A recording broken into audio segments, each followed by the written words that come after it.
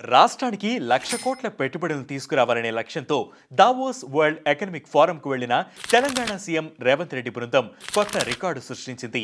గతంలో ఎన్నడూ లేనంతగా భారీ పెట్టుబడులను సమీకరించింది. దీంతో రాష్ట్రంలో ఉద్యోగావకాశాలు కూడా భారీ స్థాయిలో పెరగనున్నాయి. గతేడాది సుమారు 40,000 కోట్ల పెట్టుబడులు రాగా ఈసారి ఇప్పటికే దాదాపు 62,000 కోట్ల పెట్టుబడులు వచ్చాయి. తెలంగాణలో భారీ పెట్టుబడికి దిగ్గజ సంస్థ అమెజాన్ ముందుకొచ్చింది. దావోస్ లో Amazon web services global public policy vice president Michael తో సీఎం రేవంత్ రెడ్డి భేటీ అయ్యారు. 60,000 కోట్ల రూపాయల పెట్టుబడి పెట్టేందుకు అమెజాన్ అంగీకారం తెలిపింది. ఈ మేరకు ఒప్పందం రాష్ట్ర ప్రభుత్వంతో జరగగా రాష్ట్రంలో డేటా సెంటర్లను సంస్థ విస్తరించనుంది. వీటికి అవసరమైన భూమిని కేటాయించేందుకు ప్రభుత్వం అంగీకారం తెలిపింది. దేశంలో ఇంధన రంగంలో పేరొందిన సంస్థ సన్ పెట్రోకెమికల్స్ అత్యధికంగా 45,000 కోట్ల రూపాయల పెట్టుబడి పెట్టేందుకు ఒప్పందం కుదుర్చుకుంది. భారీ పంపు స్టోరేజీ, జల విద్యుత్, సోలార్ విద్యుత్ ప్రాజెక్టులను ఏర్పాటు చేయనున్నట్లు ప్రకటించింది. నాగర్ కర్నూల్, మంచిర్యాల, ములుగు జిల్లాల్లో 3,400 మెగావాట్ల పంప్డ్ స్టోరేజీ హైడ్రో పవర్ ప్రాజెక్టులు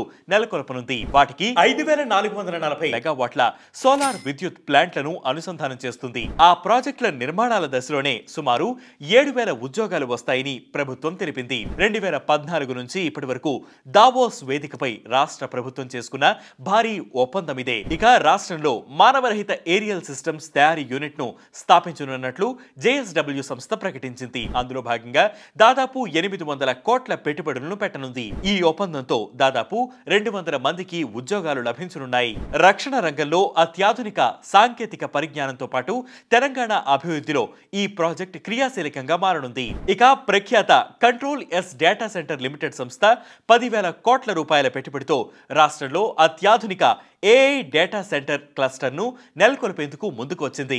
ఈ ప్రాజెక్టు దాదాపు 3,600 మందికి ఉద్యోగాలు అందించడం ద్వారా నిర్మాణ సమయంలో 254.9 కోట్లు, ఆ తర్వాత ఏటా 101.4 కోట్ల ఆదాయాన్ని అందిస్తుంది.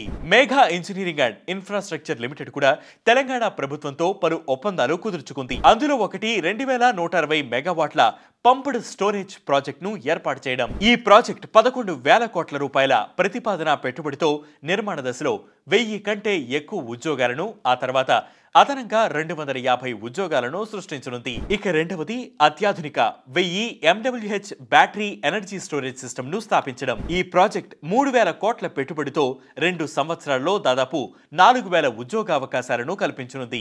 వీటితో పాటు తెలంగాణలోని అనంతగిరిలో ప్రపంచ స్థాయి వెల్నెస్ రిసార్ట్ ను ఏర్పాటు చేయనుంది మెగా సంస్థ. ఇందుకోసం 1000 కోట్ల పెట్టుబడిని పెట్టనుంది.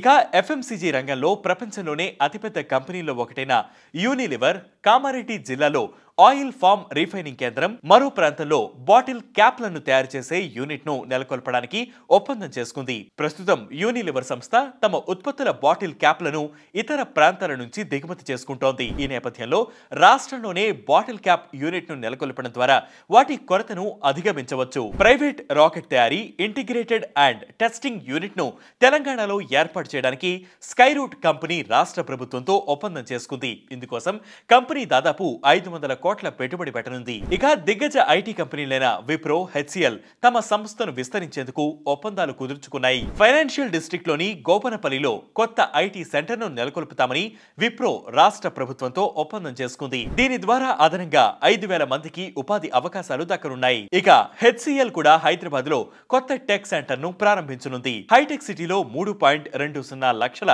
చదరపు అడుగుల విస్తీర్ణంలో ప్రారంభించబోయే ఈ కొత్త సెంటర్ లో లైఫ్ సైన్సెస్, ఫైనాన్షియల్ సర్వీసెస్ కు ప్రాధాన్యమిస్తుంది.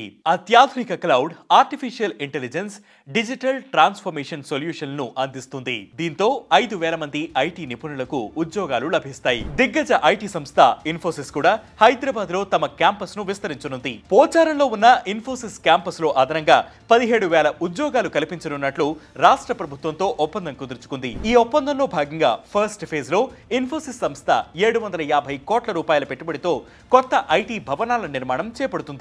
సో మొత్తంగా తెలంగాణకు భారీ పెట్టుబడులు వచ్చాయనే చెప్పొచ్చు. ఇది వాటి బిగ్ స్టోరీ. దీనిపై మీ అభిప్రాయాన్ని కింద కామెంట్ సెక్షన్ లో మెన్షన్ చేయండి. ఇలాంటి బిగ్ స్టోరీస్ ఎప్పటికప్పుడు తెలుసుకునేందుకు వెంటనే వేటి న్యూస్ యాప్ ని డౌన్లోడ్ చేసుకోండి. వేటి న్యూస్ తెలుగు యూట్యూబ్ ఛానల్ ని సబ్స్క్రైబ్ చేయండి.